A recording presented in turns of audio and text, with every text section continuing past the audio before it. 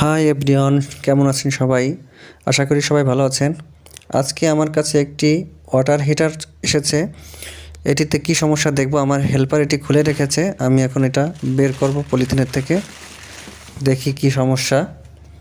তো আমি দেখতে পাচ্ছি এই হিটারের কয়েলের দুইটি টার্মিনাল আছে, এই দুইটি টার্মিনালে প্রচুর পরিমাণে জং ধরেছে এবং এখান থেকে তার ডিসকানেক্ট হয়ে গেছে। তো প্রথমে আমি একটি গ্রাইন্ডার মেশিনের সাহায্যে এই জংগুলো পরিষ্কার করে নেব। দেখুন আমি পরিষ্কার করে নিচ্ছি।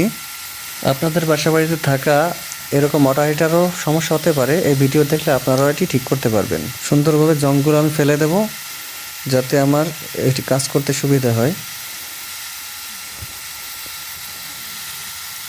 আমি ঘুরিয়ে ঘুরিয়ে গ্রাইন্ডার মেশিন থেকে ঘষে জংগুলো পরিষ্কার করে নিলাম। তো এখন পরিষ্কার করা হয়ে গেল। দেখুন দুটি টার্মিনালই আমি পরিষ্কার করে নিয়েছি। তো এখন আমার এরকম দুটি জিনিস লাগবে, এগুলো পাওয়া যাবে পুরাতন সুইচ এবং পুরাতন সকেটের ভিতরে। বাসাবাড়িতে বোর্ডে যে সকল সুইচ সকেট ব্যবহার হয় সেগুলোর ভিতর থেকে আমি এগুলো সংগ্রহ করেছি। আমার এখন এই তার জোড়া লাগাতে হবে কয়েলের সাথে। আমি তার ছুলে নিচ্ছি, ওয়্যার স্ট্রিপার দিয়ে তার আমি ছুলে নিলাম। এখন আমি ওই যে জিনিসটা দেখালাম সুইচের ভিতরে থাকে স্ক্রু, এটার সাহায্যে তারগুলো লাগিয়ে নেব।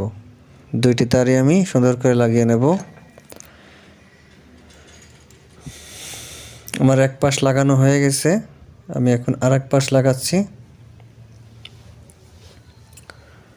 কারেন্টের কাজগুলো খুব সাবধানে করবেন, ভুল হলে কিন্তু সমস্যা হতে পারে।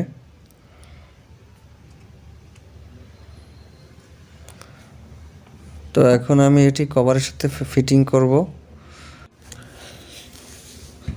তার আগে আমি তারের সাথে দুইটি কেবল টাই লাগাবো যাতে তারটি ভিতর থেকে টান দিলেও বের হয়ে না আসে। আমি দুইটি কেবল টাই দেখুন কীভাবে লাগিয়েছি।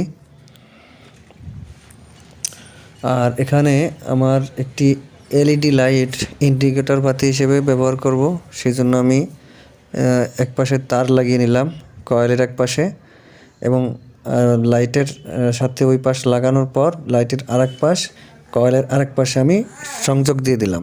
সব কিছু ঠিকঠাক মতো বসিয়ে এখন আমি কভারটি লাগিয়ে নেব স্ক্রুর সাহায্যে। এরপর আমি টেপ দিয়ে এটিকে সুন্দরভাবে মুড়িয়ে নেব।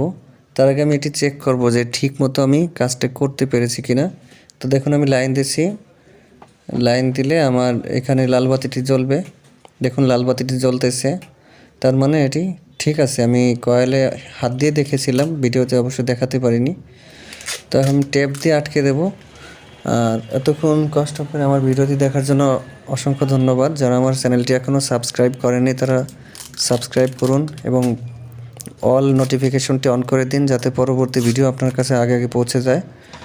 তো এই ধরনের কাজ করলে সাবধানে করবেন, আর এটি ব্যবহারের সময় পানিতে হাত দিবেন না। ধন্যবাদ, ভালো থাকবেন।